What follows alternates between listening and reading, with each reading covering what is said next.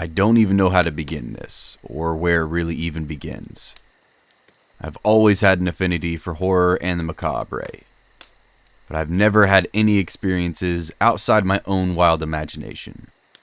That was until I bought this house in the Dismal Swamp that was built in 1879.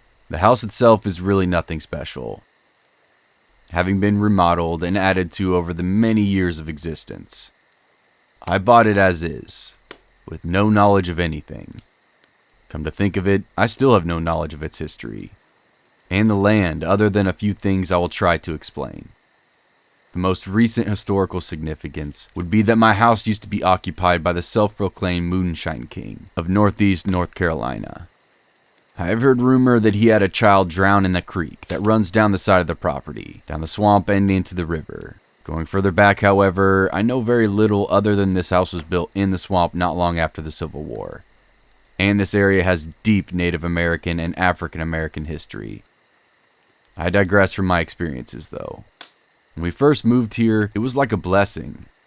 Moving out of a shit neighborhood into the city, into a nice peaceful location on the outskirts of a small town. We installed our furniture and decorations, and everything seemed great.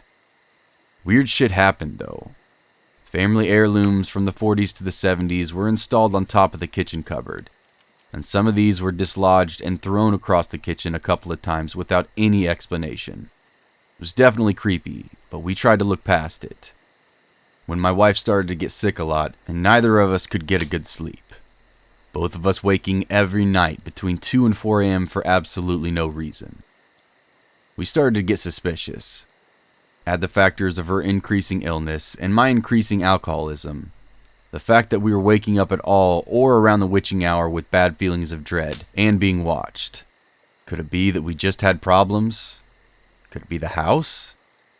Or was it a combination of the two?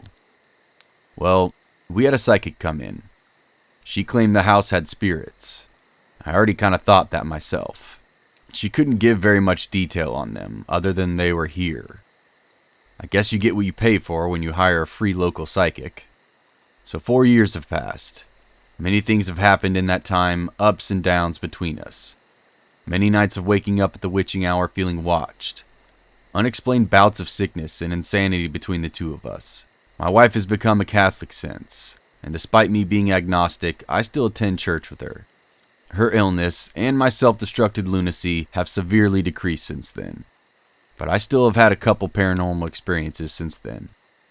In the past year, some may say it was a dream, but I have been visited by a succubus, and it was the only time in my life that I've ever had a quote-unquote wet dream.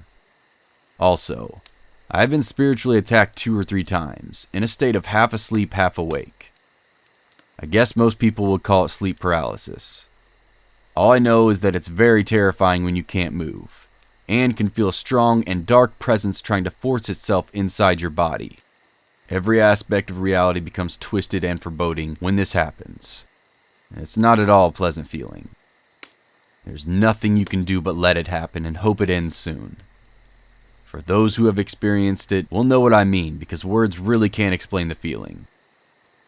It has been about 6 or 8 months since something like this had happened to me, but waking up between 3 and 4 a.m. is still a normal thing for both of us. Well, that is my story. Take it as you will, and I don't doubt that there are other forces, entities, and beings out there besides us.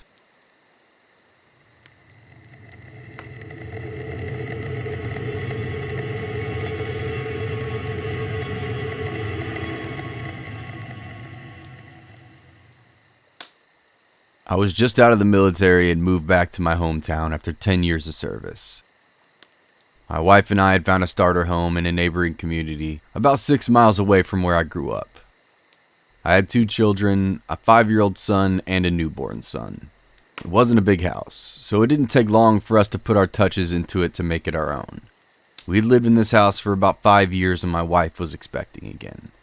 A few months went by and our little girl was born. It was about that time that strange things started happening inside our quaint little home. One night while laying in bed, a music box started playing near a playpen we had gotten for our daughter. We both went out into the living room where we had it set up, and just stood there watching this toy light flash and music play. I picked it up and inspected it, It was not turned on. To not freak my wife out, I said, the batteries are going dead. I then took the batteries out and we went back to bed. Several weeks went by. While laying in bed one evening, my infant daughter's bedroom light turned on. First thing I did was jump out of bed while thinking it was one of my boys. But they were both sound asleep. I blew it off as a switch that was faulty. I, at times, felt a primal or spiritual instinct that I wasn't alone, even when nobody else was in the house. I finally had had enough when I sat my wife down one evening and talked to her about this entire thing. She looked into my eyes and reluctantly said, "I've been seeing a little boy in this house." Not ours. To her, he always seemed disappointed. I listened intently and then asked if she was frightened. She said, "Not too bad." After our conversation, I wondered in my mind if there was anything I could do to rid our house of this uninvited entity. I had recently been moved to third shift on my job. So when my wife was at work one day, I tried speaking to it to explain that it couldn't stay here anymore, thinking it was a ghost. It was quiet for a few days, and then things started ramping up again. I actually started hearing strange vocal sounds, creepy ones. It didn't sound human, and it was hard to explain. So as the man and the protector of this family, I got pissed. This thing isn't leaving. I am a Christian man, and a poor example at that, so I felt this was not a Casper the Friendly Ghost situation. I decided that it was probably demonic. Please don't take me wrong. I'm not a religious freak, but I had to do something, and do it now. I was just a pissed father, and I was desperate. So a few days later, when we were all away again, I blew the dust off my Bible and read on how they handled this back in the day. I sat the Bible down, stood up, clenched my fist, and prayed for the confidence and strength. Something I hadn't done in quite some time. I then proceeded to walk into every room of the house and proclaim that I am a child of God, and I am saved by the sacrifice of Christ. You are commanded to leave. You cannot stay here anymore. Leave now. It was in that moment I felt a deep peace. I went on with my day. I had not told my wife a thing about it. Several weeks later, I asked her, "Have you seen your little friend lately?" She replied, "I haven't seen or heard anything in several weeks. We lived there for another 15 years, then moved to a bigger house in a neighboring town." And that is where story number 2 comes in. The new house was much bigger, but needed a lot of work. After weeks of painting and repair work, we finally moved in. My oldest son had moved out on his own, and my youngest son was now 19. My daughter was in junior high. Things were quiet and somewhat comfortable for the first year or so. My wife and I felt that it was the right choice. That is until one day my youngest boy said that he saw something in his room last night. He said, "It was an intense bright light. It was there for a few seconds and then fizzled out. It was at the end of his bed." I thought he was most likely dreaming. A couple of other times he had mentioned footsteps. Again, I was thinking that he was dreaming. But upon mentioning that, he explained that this was during the day and he was playing video games. I still didn't pay that much attention to this because he does have a history of overreacting. That is, until my daughter called me one day and she said she heard a little girl laughing outside her bedroom door. At this time, she was on summer break. I continued to try and play it down due to the fact that I haven't experienced anything myself. I may note that neither had my wife. Soon, both my kids were complaining about footsteps throughout the house when they were alone. I continued to play it down until one evening while standing in the kitchen. I got this overwhelming feeling that there was something at the end of our hallway. I ignored it as just a creepy feeling. My son, who was standing in the kitchen as well, said, "Dad, there's something in the hallway, and it's looking into my sister's room." At first I was creeped out, and then my fatherly instincts filled my being. I was pissed. When I want guests, I'll invite them. Meanwhile, I'm enraged. I told the kids to stay in the kitchen, and I was reminded of the incident in the last house we lived in. I proceeded to walk into the dark hallway and move from room to room, confident that doing the same thing I did before would rid this being once and for all. I felt like an uninvited person had walked into my house and was messing with my children. With clenched fists and my faith, I proceeded. 8 years later, this house is amazing, and nothing had happened since. My son went into the military, and my daughter got married and moved to a small house in Indiana. And that brings me to part 3. As soon as my daughter and her husband got settled into their cute new home, I was relieved that she was happy and things were peaceful. Her husband was working a great job, although on third shift, and she was established in a good job and happy with it. My daughter had adopted 2 dogs that kept her safe and cozy at night. For a few weeks, things were peaceful, and it couldn't be better. My daughter would go to bed after securing the house. She would go to the bedroom, shut the door, and have the dogs crawl in bed with her, while she would watch some TV. 2 weeks into her little house, something startling happened. She heard someone walking down the short hallway leading to her bedroom. She opened the door and no one was there. She told me about it, and I told her it was most likely the refrigerator. It's an older model, and with my experience, they needed a new part. Besides, she's alone and her imagination may be playing tricks on her. She complained about this nightly, and now the dogs were alerted whenever this would happen as well, and that got my attention. The last straw was the night the footsteps came down the hallway, then turned the knob and jiggled it. Her dog started growling, and this happened right after midnight. I then received a text, and she told her young husband, and he was creeped out as well. Now I was pissed. I told her mom that we are bringing them dinner, so don't prepare anything. I told my wife what I was about to do, and she agreed that something needed to be done. I didn't tell my daughter or son-in-law. I walked into the house, and my wife went straight to the living room with my son-in-law and daughter, while I went to the back bedrooms. The house felt peaceful until I stepped into one of those bedrooms. It was heavy, dark, and the atmosphere was very dense. It's really hard to explain. I immediately stood tall, clenched my fist, and commenced to proceed what I had learned many years earlier. I reminded whatever it was who I was, and told it that it needed to leave in the name of the Almighty. And just like that, from the inside of that room, I opened the door, and when I did, I saw my wife standing by the back door of the house. She was looking my way with eyes as big as golf balls. Without any prompting, she opened up the door, and the house went peaceful, and is to this day. As we were leaving the kids' house that day, I asked my wife why she had that look on her face.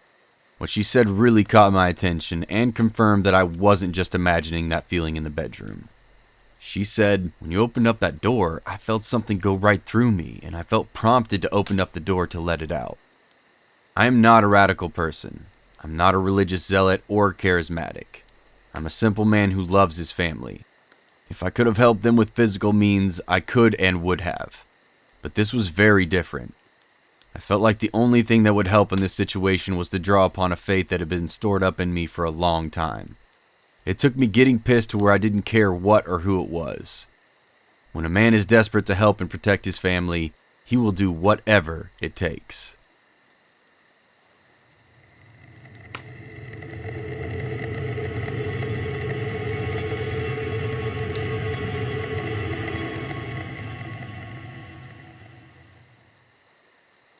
For some odd reason, I don't remember much about my childhood. This story, this moment, I can recall like it just happened yesterday. I couldn't have been any older than 5 at the time. My mom had remarried, and her, myself, and my stepdad had found a home in a very small town. The house itself I remember being older, and by no means perfect, but perfect for a family of 3, and had a lot of potential. To paint you a mental picture, when you walked up the flight of stairs to get to the 2nd floor, a T-shaped hallway would lead to each of the 3 bedrooms. Immediately to your right was the master bedroom, and down a short hallway to your left would be the other 2 adjacent bedrooms. I remember my bedroom being in the bigger of the 3, the one immediately to your right. I could still vividly picture my giant red bunk bed taking up a lot of that room. Bunk bed had springs on it, not a box spring like most beds today. So when you lay down on it or get up off it, the springs would groan loudly from the weight. Every single night, my mother would lay with me to comfort me and help ease me to sleep. I know it's fairly normal for a child not to be able to sleep on their own, in their room, and especially in a completely new house and environment. There was something off about this house. I could sense it then, and I can still sense it now. Something I can't quite explain, but this story is my attempt to. I would always feel eyes on me. This heavy, uneasy feeling, especially at night and especially when I was alone. My mom has told me multiple times that during the nightly routine of laying down with me at night, she would believe I was finally asleep, slowly make an attempt to get out of my bed and retreat back to hers, only to have the springs creak loudly and give herself away. I'd wake up immediately asking, "Mom? Mom?" There would be occasions where I was sleeping hard enough for her to actually make the move silently back to her own bedroom. I would wake up sometime late into the night, only to realize I was now alone in my own bed. I'd shoot up, grab my blanket, and sprint down the hallway to their bedroom on the left. I'd climb up into their bed and place myself between them. That way I'd have a barrier on both sides of me and felt safer. Once I got comfortable enough, I'd fall asleep not long after. This is where shit gets really weird. Not only did I not understand these events as a child, I still have no real answer to what this was or why. Not every single night would this happen, usually a few times a week. I would wake up in a panic, laying on my right side facing the bedroom door. The first thing I would take note of was that the door was halfway ajar, and a small portion of the hallway light would be spilling into the room. Although at first I do not know why I would be drenched in fear from the moment I woke up, and it would progressively get worse as I took in my surroundings. The next thing I would notice was that I wasn't able to move at all. I was completely paralyzed. The only thing I could move was my eyes. The next thing I took note of was that I was now alone in my parents' bed. My stepdad was no longer in front of me, and my mom was no longer behind me. I knew this because the entire bed in front of me was completely empty, and I could feel the edge of the bed itself on my backside. This obviously would crank up my fear more and more. The next thing is definitely the worst part, and this is what's still really unexplainable today. I would feel the back of my pajama shirt lift up, and someone would start to caress my back, sort of like a mother would do to comfort their child. Only this was the same feeling I described earlier, where it just felt off and very weird. Somehow I knew this was not my mother, and I knew this was not my stepfather. In these moments, I would be completely consumed with fear and terror. I was paralyzed, so I could not turn around to see who it was. Although, thinking back now, I doubt I would have actually turned around even if I could have, to face whatever it was behind me. As the tears would silently fall down my cheeks, I would cry myself back to sleep. I'd shoot up awake later the next morning, still rattled from the events from the night prior. Only now, I was able to move freely. I'd jump out of bed and run to find my mom. They normally would be up and about, doing their normal morning routines. Most of the time, I remember finding myself scared to even talk about it, or to even tell my mom what had happened or ask. There would be a few times where I would try and casually bring it up to her, and she would do what parents normally do in these situations. Shrug it off as a bad dream and or an overactive imagination. There's absolutely no way this was a dream. I am 100% certain about that. I don't remember much about my childhood, but this memory is cemented in my head, and I can't recall happy memories or milestone events within our family. But I can recount every single terrifying moment of those nights as a child. Whatever this was would torment me a few times a week over and over for a few years. And then it suddenly stopped. I'm 31 years old and I still have no idea who or what that was. I'm writing and telling my story because I've kept it to myself for all these years.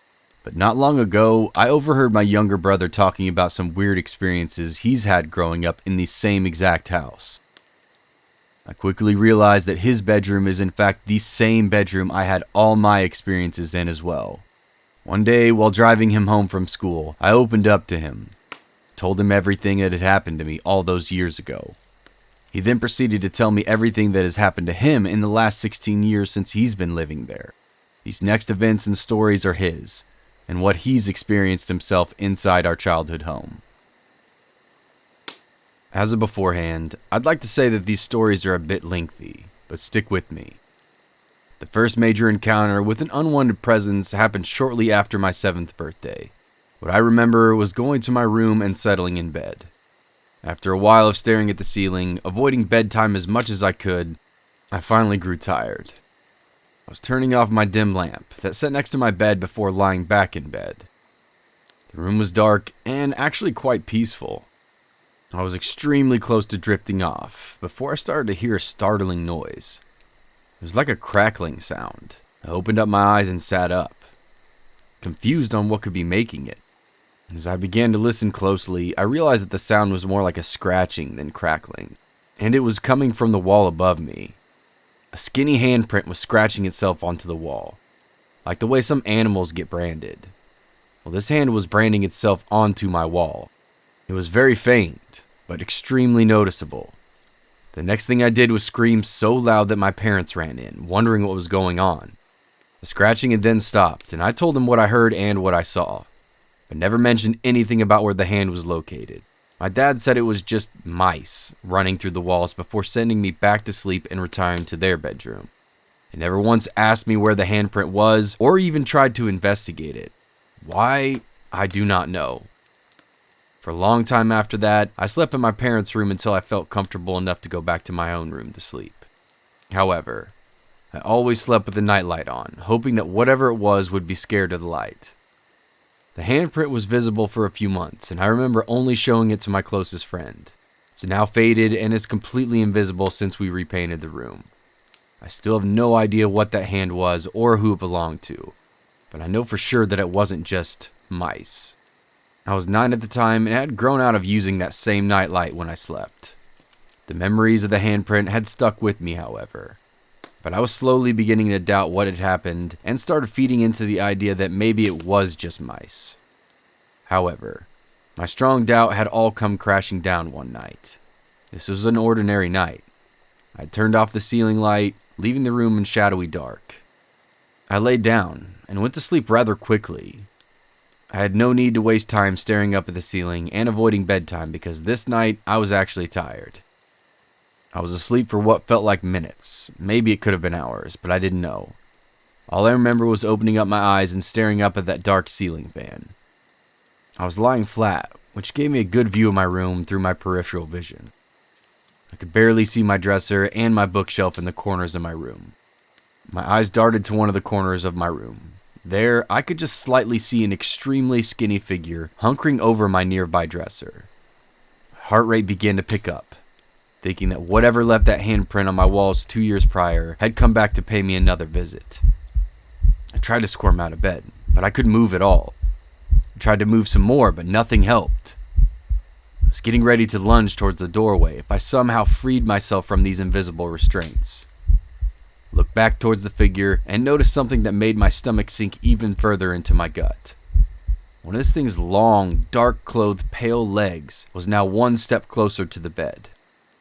Today, I couldn't tell you what it was wearing, but back then, I could list every detail. The figure was still hiding in the shadows, not revealing any gender or facial features, if it even had any. I shut my eyes so tight and tried to fall back asleep. A few small creaks in the floorboard let me know that whatever it was now coming closer to me. I kept my eyes shut tightly, trying my best to relax and fall back asleep. Figured I could just avoid it by sleeping. The last thing I remember was feeling a cold and rough hand stroking my head once and very slightly. I avoided it the best I could, which was extremely hard to. But in about 5 minutes or so, I finally was back asleep. The next morning, I awoke to nothing in that corner, and I could finally move my body and wasted absolutely no time getting out of my room. I later found out what had happened could possibly have been sleep paralysis. If that's what it was, then I hope to never experience it again. It was a one-time occurrence, and I hope it stays that way, as it hadn't happened since. A few months after the figure visited me and my sleep, I had resumed using the nightlight for obvious reasons. It was Saturday morning. It was just me and my dad home since my mom worked most of those mornings. I was upstairs drawing something and rewatching the first Harry Potter on my mom's laptop. I was finishing my drawing and it was near the end of the movie when I heard my dad opening the attic in the hallway. I heard that wooden ladder expand and touch the carpet below. He didn't go into the attic because there were no footsteps walking up the ladder. Being the curious kid I was, I walked outside of my room and into the hallway. I always loved when my dad went into the attic because if you asked nicely, he might bring down some old toys or some other interesting items. I looked up the ladder to see that it was completely pitch black, which was highly unusual. If my dad ever went up into the attic, he'd turn on the bright studio light he had up there immediately after walking up. Maybe he wasn't up there, I thought, knowing that there were no footsteps that went up there and the light was off. I called up to him, asking what he was doing just to see if maybe my speculations were wrong, but I got no response. I knew this was way beyond normal and didn't question it anymore, but instead I quickly hurried down the stairs. I checked all the downstairs rooms, determining that he wasn't inside the house. And I went out to the garage to check, hoping he'd be there, thinking it was the last place he could possibly be. Thankfully, he was there, and I asked him if he'd been inside the attic, or planned on going up there because I heard the hatch opening. He said no, claiming that he had been outside in the garage for the past hour. I didn't interrogate him anymore and walked back inside, keeping my eerie experience to myself.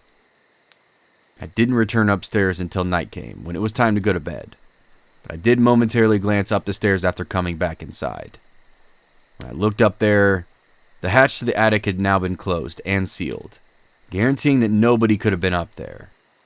I didn't know what had happened was real or not, or that maybe my mind was just playing some kind of trick on me. I feel that whatever it was, imaginary or not, it sure got my attention. The last thing I'll mention is something my friend said to me not long after these incidences. We were just sitting and watching TV when he randomly told me not to go to sleep early. When I asked him why, he said, "I don't like this house when I'm awake and everyone else is asleep." When I asked him what he meant by that, he said something that's always stuck with me. This house is more awake when everyone's asleep. I agreed with him, not showing how much that sentence terrified me. Both just laughed it off, and that night I waited for him to fall asleep first. I think he was right though, and that the house's sunrise was our sundown.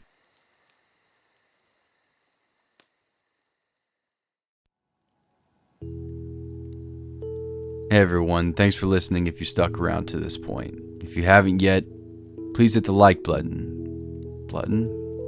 Please hit the like button, the subscribe button, and that notification bell to be notified of future episodes when they come out. Stalk me on Facebook, you can stalk me on Twitter, and you can stalk me on Instagram. All those links are below. Also, if you have a true scary story of your own, feel free to send it to my email. That link below is that link is below as well. If you haven't noticed yet, I'll go ahead and let you in on the secret. 3 of these stories are stories I've done before in the past a while ago, but I got a new mic, a new setup, new program, so I wanted to redo this, as well as do a subscriber story because I was hoping I was going to have a few more, but didn't get as many as I needed or wanted, I guess. But hopefully and obviously we can do more in the future, so please, if you have stories, please send them to me so we can do another subscriber episode. Hopefully you enjoyed my own personal story that I put in here, as well as my younger brother's. So that whole situation's kind of fucked, but it ended up bringing some content to my channel. So I spent 30 years not talking about it to anybody, and now I'm going to tell thousands of people. So enjoy. Didn't really mean for the 2 concurrent episodes to be paranormal based, but they did. I don't really want to pigeonhole myself and only have certain themes on this channel. I literally want to cover everything and all topics and be as broad and across the board as I possibly can because I like it all. I obviously have favorites that I lean towards and stuff like that, which I'm sure every one of you do as well, but I do want to hit all topics of Let's Not Meet, and the horror stories, paranormal stuff, all of it. I want to be able to do all of it. So again, appreciate all the support, all the likes, all the comments. I read them all. I love them all. And it really means a lot to me. It really, really does. I hit 1,000 subs. It's a big moment for me. I know that's mostly because of the collaboration with Being Scared, but still. It's a big deal for me, and it really, really, really, truly means a lot. So thank you guys so much. My plan is to put out a true Valentine's Day horror stories episode on Sunday, so you can look forward to that. That's not going to be paranormal related at all. It's going to be, just scary, creepy, let's not meet encounters type of thing. So look for that on Sunday, and I will see you guys then. Cheers.